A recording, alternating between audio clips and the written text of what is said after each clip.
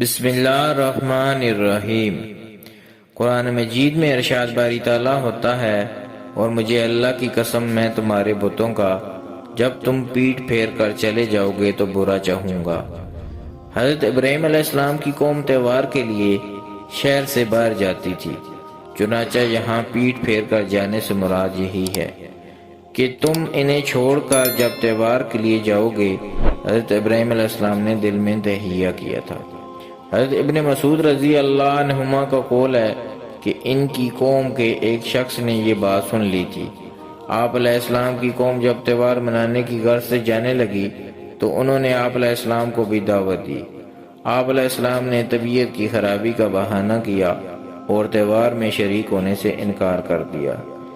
حضرت ابراہیم علیہ السلام نے قوم سے فرمایا، پھر اس حضرت ابراہیم علیہ السلام نے ایک نگاہ ستاروں پر ڈالی، پھر کہا میں بیمار ہونے والا ہوں۔ حضرت ابراہیم علیہ السلام نے بیماری کا بہانہ اس لیے کیا کہ وہ ان کے باطل معبودوں کی حکم الہی کے مطابق تذلیل کر سکیں۔ چنانچہ جب آپ علیہ السلام کی قوم تہوار کی غرض سے چلی گئی تو آپ علیہ السلام بت خانے میں تشریف لے گئے، جہاں سینکڑوں بت موجود تھے۔ ان کے سامنے مختلف اقسام کے کھانے رکھے ہوئے تھے۔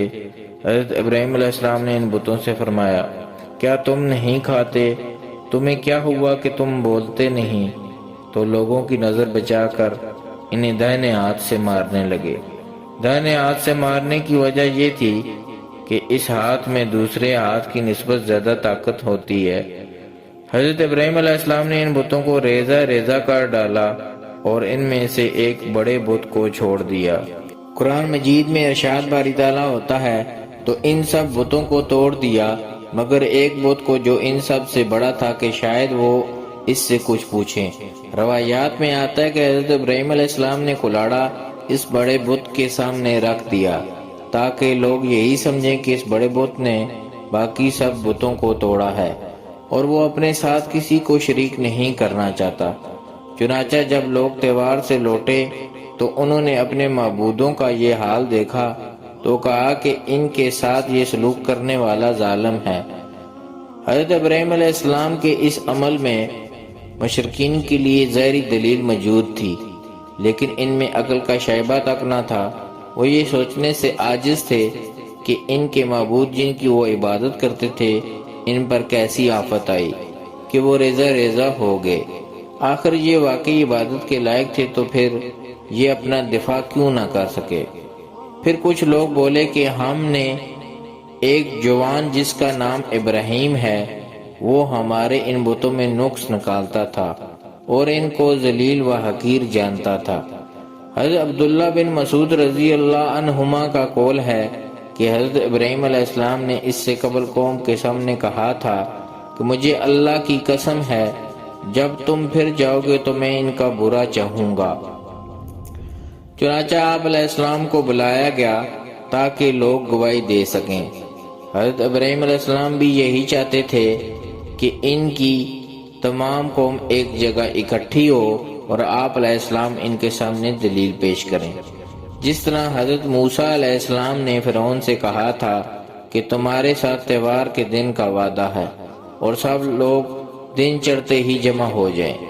چنانچہ جب تمام لوگ اکٹھے ہو گئے تو حضرت ابراہیم علیہ السلام کو پکڑ کر لایا گیا اور آپ علیہ السلام سے اس حرکت کی وجہ دریافت کی گئی۔ آپ علیہ السلام نے فرمایا کہ اس بڑے بت نے یہ کام کیا ہوگا، تم اس سے پوچھو کہ اس نے یہ حرکت کیوں کی۔ حضرت ابراہیم علیہ السلام چاہتے تھے کہ وہ مان لیں کہ یہ بت عبادت کے لائق نہیں ہے۔ لوگوں نے جب حضرت ابراہیم علیہ السلام کی بات سنی تو ایک دوسرے کو ملامت کرنے لگے کہ ہم بت خانے کو تنہا چھوڑ کر کیوں چلے گئے اور کیوں کوئی محافظ یا پہرے دار مقرر نہ کیا۔ حضرت قتادہ رحمۃ اللہ علیہ کا قول ہے کہ ان لوگوں کو پھر وسوسوں نے آن لیا اور وہ پھر برائی کی جانب مبذول ہوئے اور حضرت ابراہیم علیہ السلام سے کہا کہ تم جانتے ہو یہ بت بول نہیں سکتے تو پھر کیوں کہتے ہو کہ ہم ان سے پوچھیں۔ حضرت ابراہیم علیہ السلام نے قوم کو مخاطب کرتے ہوئے فرمایا کہ کیا تم ان کی عبادت کرتے ہو جنہیں تم خود بناتے ہو؟ یعنی تم ان کی عبادت کی جانب کیوں مائل ہو جنہیں تم نے پتھر تراش کر اور لکڑی کاٹ کر بنایا ہے۔ اپنی مرضی کے مطابق تم نے ان کی شکلیں بنائی ہیں۔ اللہ عز و جل نے تمہیں بھی پیدا کیا ہے اور جو کچھ تم کرتے ہو اسے بھی جانتا ہے۔ تم اللہ کی بنائی ہوئی مخلوق ہو اور یہ بت تمہارے بنائے ہوئے ہیں، پھر تم کیوں ان کو معبود بناتے ہو؟ تمہاری عبادتیں باطل ہیں، کیونکہ عبادت کے لائق صرف اللہ عز و جل ہی کی ذات ہے جو وحدہ لا شریک ہے۔ قوم نے حضرت ابراہیم علیہ السلام کی اس دعوت کا جواب یوں دیا، بولے اس کے لیے ایک الاؤ بھڑکاؤ، پھر اسے بھڑکتی آگ میں ڈال دو۔ تو انہوں نے اس کے ساتھ مکر کرنا چاہا، ہم نے انہیں رسوا کیا۔ یہاں قوم جھگڑا اور مناظرہ چھوڑ رہے ہیں کیونکہ حضرت ابراہیم علیہ السلام ان پر غلبہ پا رہے تھے اور ان کے پاس کوئی حتمی دلیل موجود نہ تھی۔ اب انہوں نے اپنی طاقت دکھانا چاہی تاکہ وہ اپنی بے وقوفی اور سرکشی پر قائم رہ سکیں، جس پر اللہ عز و جل نے ان کے خلاف تدبیر فرمائی۔ حضرت ابراہیم علیہ السلام کو آگ میں جلانے کے لیے جہاں جہاں سے ممکن ہو سکتا تھا لکڑیاں اکٹھی کرنا شروع کر دی گئی۔ کافی عرصہ تک وہ لوگ لکڑیاں جمع کرتے رہے۔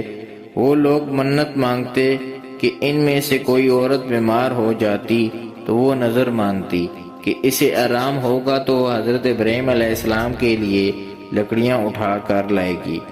پھر انہوں نے بہت بڑا گڑھا کھودنا شروع کیا اور وہ لکڑیاں اس میں ڈال دیں۔ پھر لکڑیاں کو آگ لگا دی گئی اور وہ بھڑکنے لگی، شعلے بلند ہونا شروع ہو گئے اور اس میں سے ایسے چنگارے ابھرنے لگے کہ پہلے کبھی دیکھے نہ گئے تھے۔ پھر انہوں نے حزن نامی کرد قبیلہ کے ایک شخص کی بنائی ہوئی منجنیق کے دستے میں حضرت ابراہیم علیہ السلام کو رکھا۔ حزن پہلا شخص تھا جس نے منجنیق تیار کی تھی۔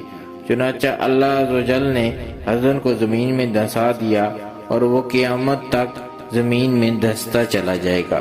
انہوں نے حضرت ابراہیم علیہ السلام کے ہاتھ پیچھے باندھے اور کھینچ کر اس مقام تک پہنچایا۔ بخاری شریف میں حضرت عبداللہ بن عباس رضی اللہ عنہما سے مروی ہے کہ حضرت ابراہیم علیہ السلام کو جس وقت آگ کے الاؤ میں ڈالا گیا تو آپ علیہ السلام نے حسبنا اللہ و نعم الوکیل فرمایا۔ اسی طرح جب نبی کریم صلی اللہ علیہ وسلم کو کفار مکہ نے دھمکی دی تھی تو آپ صلی اللہ علیہ وسلم نے بھی حسبنا اللہ و نعم الوکیل فرمایا تھا۔ حضرت ابو ہریرہ رضی اللہ عنہ سے روایت ہے کہ نبی کریم صلی اللہ علیہ وسلم نے فرمایا، جس وقت حضرت ابراہیم علیہ السلام کو آگ میں ڈالا گیا تو آپ علیہ السلام نے کہا تھا کہ اے اللہ تو آسمانوں میں اکیلا ہے اور زمین پر اس وقت میں تیری عبادت کرنے والا اکیلا ہوں۔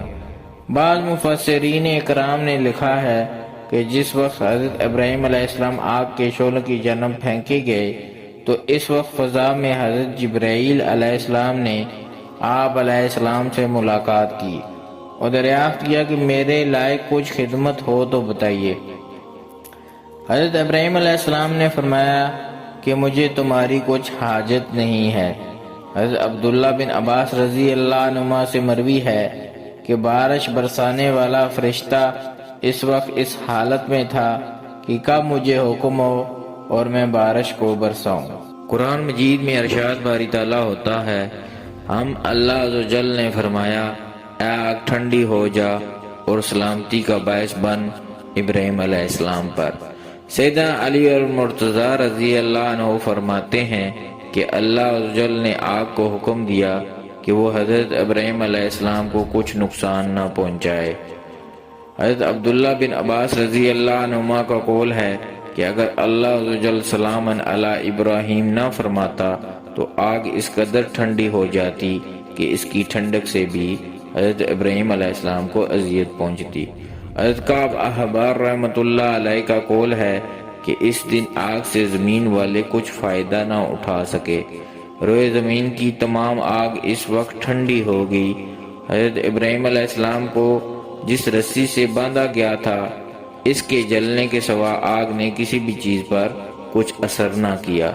حضرت ضحاک رحمۃ اللہ علیہ کا قول ہے کہ حضرت جبرائیل علیہ السلام بھی حضرت ابراہیم علیہ السلام کے ہمراہ تھے۔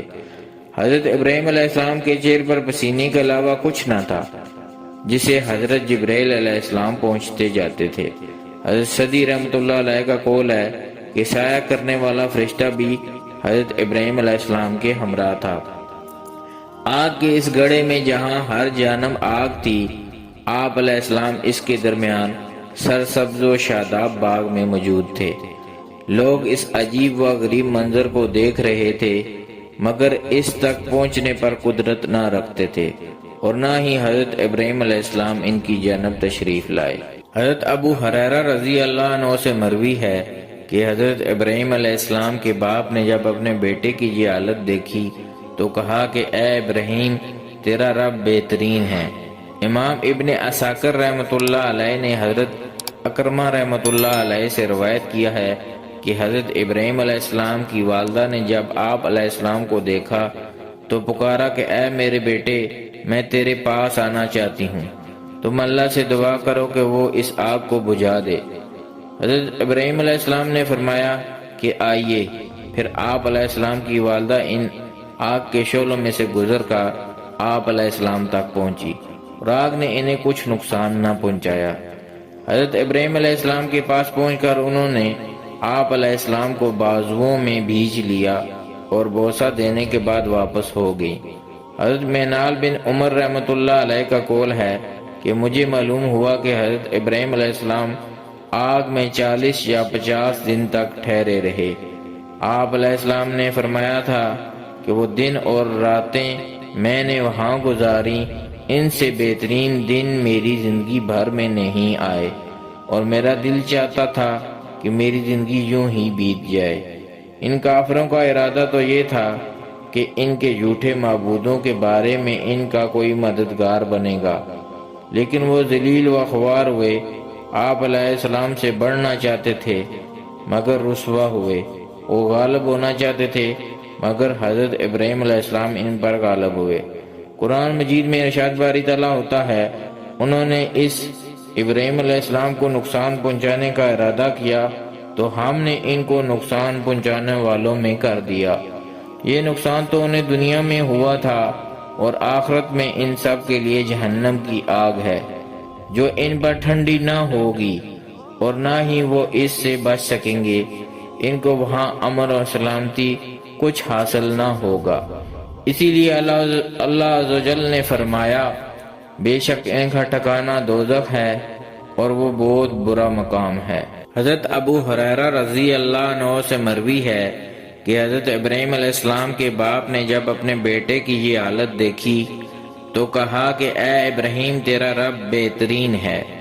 امام ابن عساکر رحمۃ اللہ علیہ نے حضرت اکرمہ رحمۃ اللہ علیہ سے روایت کیا ہے کہ حضرت ابراہیم علیہ السلام کی والدہ نے جب آپ علیہ السلام کو دیکھا تو پکارا کہ اے میرے بیٹے، میں تیرے پاس آنا چاہتی ہوں، تم اللہ سے دعا کرو کہ وہ اس آگ کو بجھا دے۔ حضرت ابراہیم علیہ السلام نے فرمایا کہ آئیے۔ پھر آپ علیہ السلام کی والدہ ان آگ کے شعلوں میں سے گزر کر آپ علیہ السلام تک پہنچی، اور آگ نے انہیں کچھ نقصان نہ پہنچایا۔ حضرت ابراہیم علیہ السلام کے پاس پہنچ کر انہوں نے آپ علیہ السلام کو بازوؤں میں بھینچ لیا اور بوسہ دینے کے بعد واپس ہو گئیں۔ حضرت مینال بن عمر رحمۃ اللہ علیہ کا قول ہے کہ مجھے معلوم ہوا کہ حضرت ابراہیم علیہ السلام آگ میں 40 یا 50 دن تک ٹھہرے رہے۔ آپ علیہ السلام نے فرمایا تھا، جو دن اور راتیں میں نے وہاں گزاری، ان سے بہترین دن میری زندگی بھر میں نہیں آئے، اور میرا دل چاہتا تھا کہ میری زندگی یوں ہی بیت جائے۔ ان کافروں کا ارادہ تو یہ تھا کہ ان کے جھوٹے معبودوں کے بارے میں کوئی مددگار بنے گا، لیکن وہ ذلیل و خوار ہوئے، آپ علیہ السلام سے بڑھنا چاہتے تھے مگر رسوا ہوئے، اور غالب ہونا چاہتے تھے مگر حضرت ابراہیم علیہ السلام ان پر غالب ہوئے۔ قرآن مجید میں ارشاد باری تعالیٰ ہوتا ہے، انہوں نے اس ابراہیم علیہ السلام کو نقصان پہنچانے کا ارادہ کیا تو ہم نے ان کو نقصان اٹھانے والوں میں کر دیا۔ یہ نقصان تو انہیں دنیا میں ہوا تھا، اور آخرت میں ان سب کے لیے جہنم کی آگ ہے، جو ان پر ٹھنڈی نہ ہوگی، اور نہ ہی وہ اس سے بچ سکیں گے۔ ان کو وہاں امن اور سلامتی کچھ حاصل نہ ہوگا۔ اسی لیے اللہ عز و جل نے فرمایا بے شک ان کا ٹھکانہ دوزخ ہے اور وہ بہت برا مقام ہے۔ ناظرین، ویڈیو اچھی لگے تو لائک اور شیئر کر دیں، اور نئے آنے والے معزز ناظرین چینل کو سبسکرائب کر کے بیل کے آئیکن کو دبا دیں تاکہ ہر نئی آنے والی ویڈیو کا نوٹیفیکیشن آپ تک پہنچ سکے۔ شکریہ۔